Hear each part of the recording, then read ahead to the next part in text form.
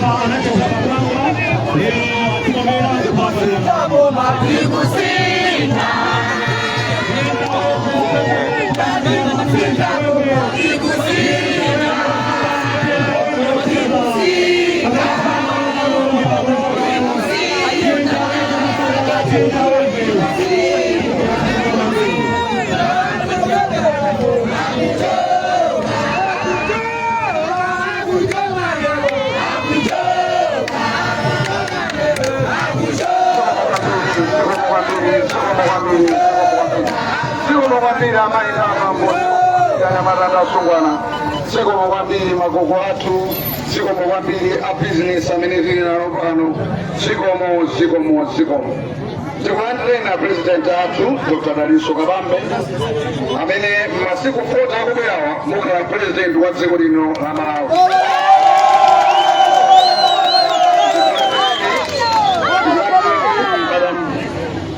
Kabambe, a President atu, amene so ziko la Malawi lino, pa 16 September bano, mukale a President atziko sera Malawi.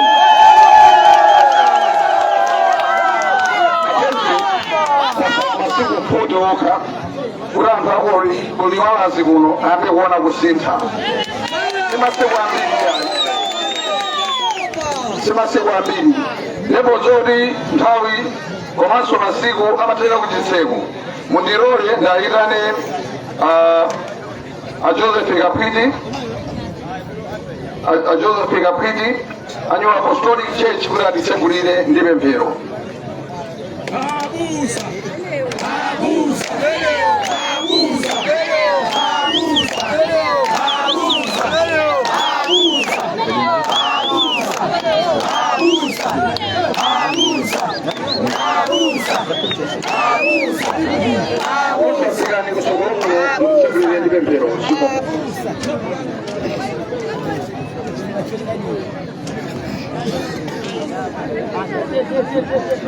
Che passo accidentale? Sikomo atate wa kumwamba ndiziko potipasa tsiku la lero la chisangalalo pokumbukanso munthu amene Mulungu amusankha kuti akhale mtsogoleri wa dziko la Malawi. Ambuye sikuti angofuna kuti ayese koma apempha mapempho onse pokumbukiranso munthu amene anamenyera nkhondo pakusiya dziko ili kutumikiranso kuti akhalenso mtsogoleri wa dziko. Choncho iwonso ayimirira ngati amene anasiya dziko ili kuti lero lino akhale mtsogoleri wa dziko osati ongoyesera. Choncho Atate Mulungu wa chifundo mutsekulireni mwayi umene auyamba kuchoka ulendo wathu umene tauyamba mpaka alowe mu dziko ili mwa chisangalalo kufikira popocha tonse tikakhale munthu wa chisangalalo mu dziko la makoti imene Mulungu ali konse kuti tonse tikapote mosangalala. Ndipo Mulungu akupempha ife tonse ndi amene angakhalenso mwana ndi mzimu amene atikhazikitsanso mu dziko ili akhale munthu wozama posankha mtsogoleri wa dziko ili. Atate wa chifundo, Atate wa mphamvu zonse, tilibe nthawi yayikulu kuti tipite nazo patali koma mphamvu yanu titisamalire ndi kutitsogolera kuyambira pamene tayambira mpaka kumaliza kwa dziko ili kumene akalekezere msonkhano uwu. Ambuye mukhale nafe ndipo mukhale nayo mtsogoleri uyu kuti mumuteteze ndinu chifukwa yeyo alibe mphamvu yodziteteza payekha koma kupempha mphamvu yanu kuti imutsogolere. Mu dzina la Mwana ndi Mzimu tapempha. Amen.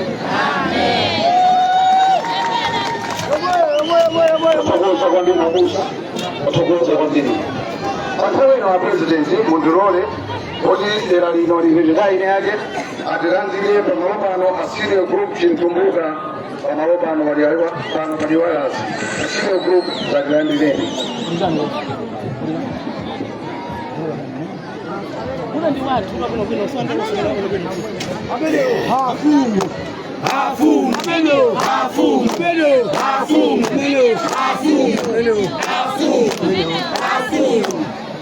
Sikomo kwambiri chipereke ulemu kolemekezeka amene mwatipeza tsiku la lero. Apa tingoti Ambuye akudaliseni chifukwa cha ulendo wanu umene mwayenda. Kuno kuli Valazi ine ndine Chigwalira asindine Chimtumbuka. Ndatumidwa ndi gogo Chimtumbuka kuti ndidzalankhule m'malo mwa iwo chifukwa chakuti ndiwodwala chifuwa. Kotero agogo Chimtumbuka akukulandirani ndi manja awiri.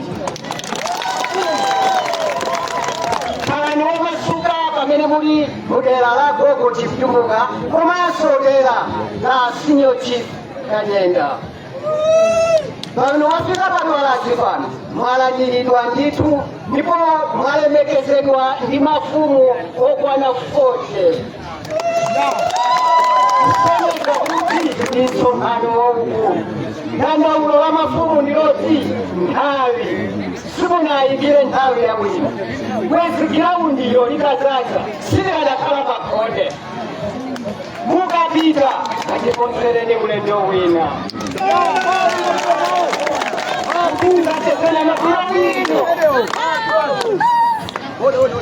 Fumu yathu ife tifuna mutipase fundo zachitukuko zokopa wanthu kuti nafenso mwina china chake chingatuluke kwa chifu. Tikafika apa tingoti tisakubayirani nthawi popeza ulendo ngoutali. Pempho lochokera ku mafumu. Mafumu akunena kuti chonde mmakukamo ali ndi madona azikazi awo. Chonde chofunikira akupempha charu chachifali kuti azikazi awo nawo sachifala. Komanso mafumu wakamwamba apa pamuntu chofunikira munthu amachifuna mpaka machifuna. Tikafika apa ndikuti sikomo kwambiri kukufunira msonkhano wabwino ulendo wabwino